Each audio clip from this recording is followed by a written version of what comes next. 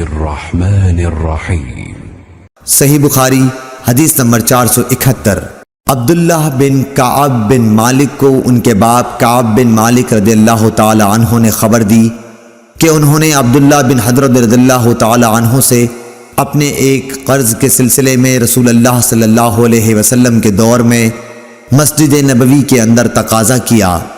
دونوں کی آواز کچھ اونچی ہو گئی، یہاں تک کہ رسول اللہ صلی اللہ علیہ وسلم نے بھی اپنے حجرے سے سن لیا۔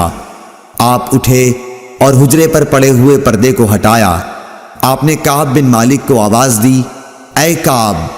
کعب بولے، یا رسول اللہ صلی اللہ علیہ وسلم، حاضر ہوں۔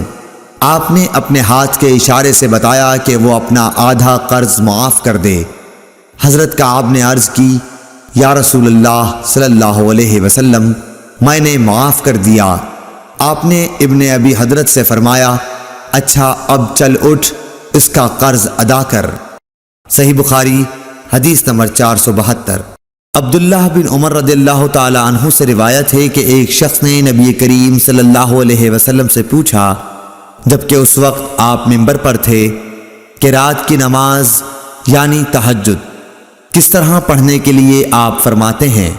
آپ نے فرمایا کہ 2 رکعت کر کے پڑھے، اور جب صبح قریب ہونے لگے تو 1 رکعت پڑھ لے۔ یہ 1 رکعت اس ساری نماز کو طاق بنا دے گی۔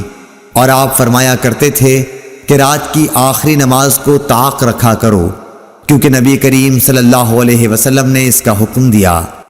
صحیح بخاری حدیث نمبر 473۔ ایوب سختیانی نے ابن عمر سے روایت کی ہے کہ ایک شخص نبی کریم صلی اللہ علیہ وسلم کی خدمت میں حاضر ہوا۔ آپ صلی اللہ علیہ وسلم اس وقت خطبہ دے رہے تھے۔ آنے والے نے پوچھا کہ رات کی نماز کس طرح پڑھی جائے؟ آپ نے فرمایا 2 رکعت، پھر جب طلوع صبح صادق کا اندیشہ ہو تو 1 رکعت وتر کی پڑھ لے، تاکہ تو نے جو نماز پڑھی ہے اسے یہ رکعت طاق بنا دے۔ اور امام بخاری نے فرمایا کہ ولید بن کثیر نے کہا کہ مجھ سے عبید اللہ بن عبداللہ عمری نے بیان کیا۔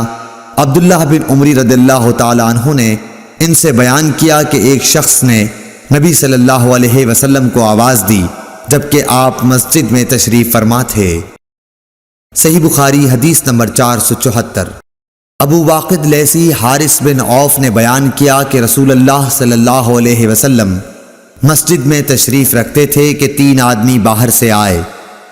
2 تو رسول اللہ صلی اللہ علیہ وسلم کی مجلس میں حاضری کی غرض سے آگے بڑھے، لیکن تیسرا چلا گیا۔ ان 2 میں سے ایک نے درمیان میں خالی جگہ دیکھی اور وہاں بیٹھ گیا، دوسرا شخص پیچھے بیٹھ گیا اور تیسرا تو واپس ہی جا رہا تھا۔ جب رسول اللہ صلی اللہ علیہ وسلم واعظ سے فارغ ہوئے تو آپ نے فرمایا، کیا میں تمہیں ان تینوں کے متعلق ایک بات نہ بتاؤں؟ ایک شخص تو خدا کی طرف بڑھا اور خدا نے اسے جگہ دی، یعنی پہلا شخص۔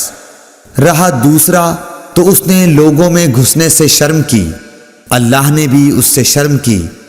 تیسرے نے منہ پھیر لیا، اس لیے اللہ نے بھی اس کی طرف سے منہ پھیر لیا۔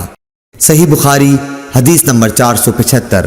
عباد بن تمیم نے اپنے چچا عبداللہ بن زید بن عاصم مازنی رضی اللہ تعالی عنہ سے روایت کیا ہے کہ انہوں نے رسول اللہ صلی اللہ علیہ وسلم کو چت لیٹے ہوئے دیکھا۔ آپ اپنا ایک پاؤں دوسرے پر رکھے ہوئے تھے۔ ابن شہاب زہری سے مروی ہے، وہ سعید بن مسیب سے روایت کرتے ہیں کہ عمر اور عثمان رضی اللہ تعالی عنہ بھی اسی طرح لیٹتے تھے۔